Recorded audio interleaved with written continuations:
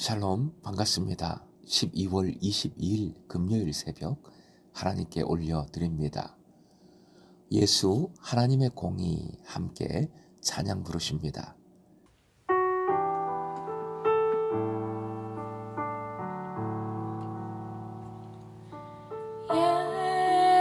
예수 하나님의 공의 주독생자 그의 나라 임하시네.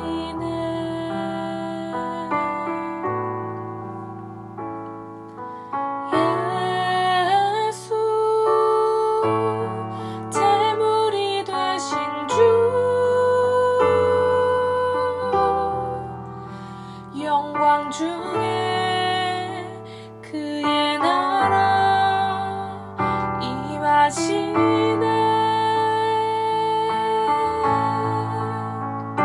주의 나라 영원하며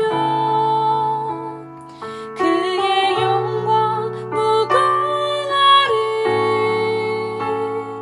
왕의 위엄과 능력이 이제 임하였으니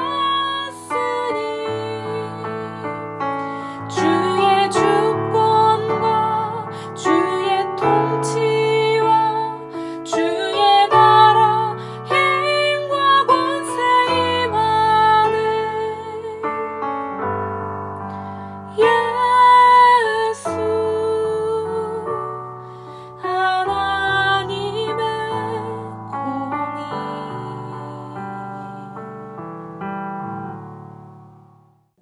오늘 말씀은 고린도전서 5장 9절에서 13절, 고린도전서 5장 9절부터 13절까지입니다. 함께 읽겠습니다. 내가 너희에게 쓴 편지에 음행하는 자들을 사귀지 말라 하였거니와 이 말은 이 세상에 음행하는 자들이나 탐하는 자들이나 속여 빼앗는 자들이나 우상 숭배하는 자들을 도무지 사귀지 말라 하는 것이 아니니 만일 그리하려면 너희가 세상 밖으로 나가야 할 것이라. 이제 내가 너희에게 쓴 것은 만일 어떤 형제라 일컫는 자가 음행하거나 탐욕을 부리거나 우상 숭배를 하거나 모욕하거나 술 취하거나 속여 빼앗거든 사귀지도 말고 그런 자와는 함께 먹지도 말라 함이라. 밖에 있는 사람들을 판단하는 것이야 내게 무슨 상관이 있으려마는 교회 안에 있는 사람들이야 너희가 판단하지 아니하랴.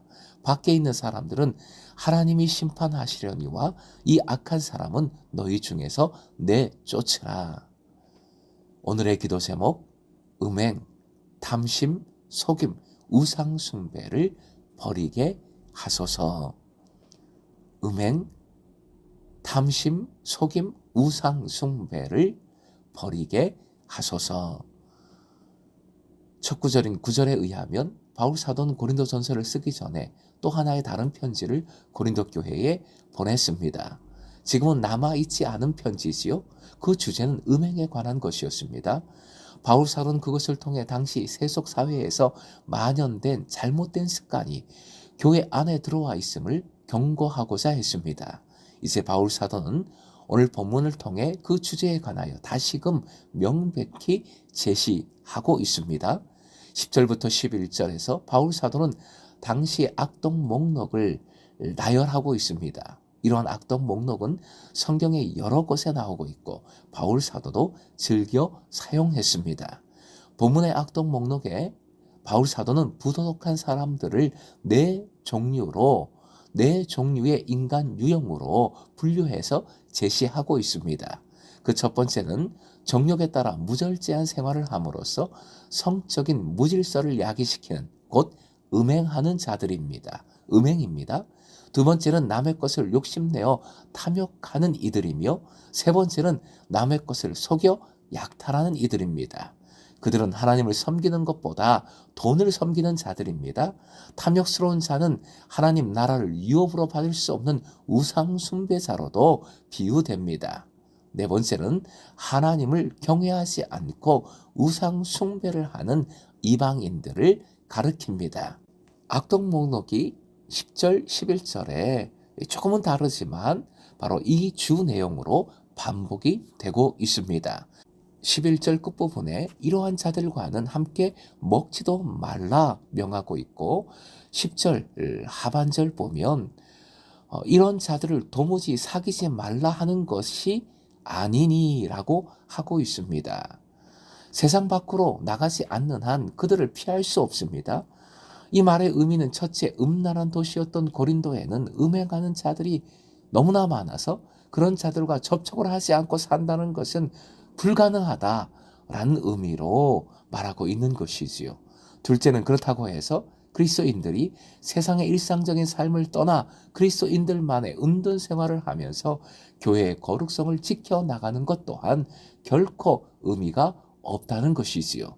교회는 역사와 사회의 한복판에 서 있으면서 하나님의 거룩한 빛을 발해야 하는 곳임을 말하고 있는 것입니다. 다시 정리하면 9절에서 바울 사도는 고린도전서 이전에 보낸 편지의 내용을 언급하므로 고린도 교인들이 행하고 있는 악행을 꼬집습니다. 바울 사도는 교회 공동체 안에서 이러한 악행을 하는 자들에 대해서는 철저히 분리시키므로 함께 행하는 식사 공동체의 특권까지도 파기시키라고 명령합니다. 결국은 교회 공동체에서 축출하라 강력하게 요구하고 있습니다. 이는 신명기 17장 7절에 언급되어 있는 죽음의 로의 축출을 통해 악을 공동체에서 제거시키는 행위를 연상시킵니다. 신명기 17장 7절 말씀 화면 보시고 함께 읽겠습니다. 이런 자를 죽이기 위하여는 증인이 먼저 그에게 손을 댄 후에 뭇 백성이 손을 댈지니라. 너는 이와 같이 하여 너희 중에서 악을 제할지니라. 예수님은 당시 종교적 의미에서 죄인으로 낙인 찍혔던 사람들, 곧 세리와 죄인들과 더불어 식탁 공동체를 형성했습니다. 그러자 그러한 주님의 행동은 이스라엘 종교적 지도자들에게 커다란 걸림돌이 되었지요. 그럼에도 불구하고 예수께서는 그 일을 계속 지속하셨습니다.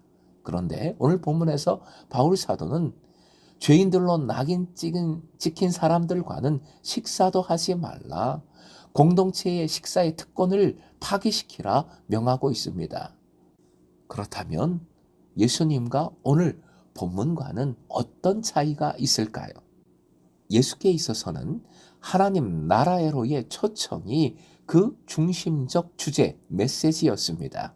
누구도 차별 없이 누구나 다 하나님 나라의 백성이 예수 그리스도를 통하여 될 수 있음을 보여주시기 위함이었던 것이지요. 반면에 오늘 본문에서 바울 사도의 관심은 이미 예수께로 나온 신앙 공동체의 훈련에 있습니다. 그 거룩함에 있는 것입니다. 신앙을 지닌다는 것은 공동체의 삶에서 거룩함을 지키는 것입니다. 빛의 역할을 감당하고 소금의 맛을 내는 것이지요. 따라서 신앙을 가졌다고 하면서도 옛 악한 습관을 누리려 하는 태도에 대해 바울 사도는 철저히 거부하고 있는 것입니다. 두 번째로 주목할 것은 공동체가 세상 안에서 있다는 사실입니다. 세상을 떠난 거룩이 아니라 세상 안에서의 거룩입니다.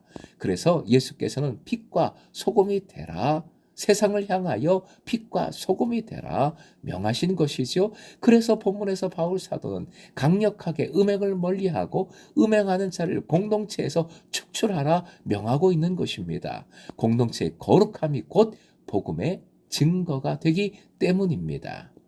오늘도 옛 습관을 버리고 예수님을 닮아가는 제자 되시어 여러분이 처해 있는 삶의 자리에서 경건의 모양이 아니라 경건의 능력을 누리고 행하고 전하는 주님의 제자, 금성의 행복한 제자 되시길 주님의 이름으로 축원드립니다.